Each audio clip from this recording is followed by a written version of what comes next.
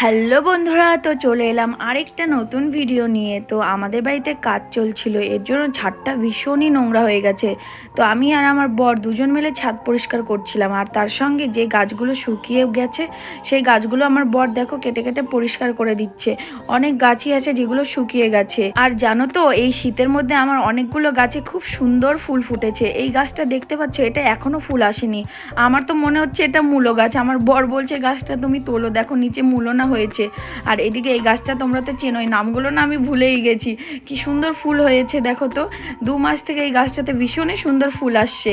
আর এই পাশের এই গাছটা দেখো, সেই কবে সাদা সাদা ফুল ধরেছিল, আর তারপরে গাছটা শুধু লম্বাই হয়ে যাচ্ছে। আর আজকে ছাদ পরিষ্কার করতে গিয়ে দেখো আমার একটা টব না ভেঙে গিয়েছে, আর মাইক ফুল গাছগুলো কি সুন্দর ধরেছে। আর জানো তো, আমার চন্দ্রমল্লিকা ফুল গাছটাতে খুব সুন্দর ফুল এসেছে, দেখো কি সুন্দর তাই না। ফুলের এত ভার, এই গাছটা একদম ঝুঁকেই পড়েছে। ফুলগুলো দেখে একদম আমি তাকিয়েছিলাম, এত সুন্দর ফুল হয়েছে, মনটা একদম ভরে গেল দেখে।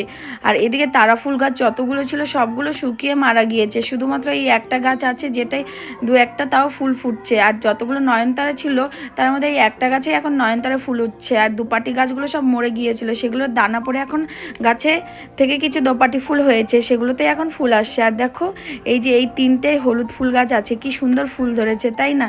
তাহলে চলো আজকের ভিডিওটা এখানেই শেষ করছি। ভালো লাগলে অবশ্যই আমার চ্যানেলটিকে সাবস্ক্রাইব করে দিও। তাহলে তোমাদের সাথে দেখা হচ্ছে নেক্সট ভিডিওতে। আজকের মতো সবাইকে টাটা।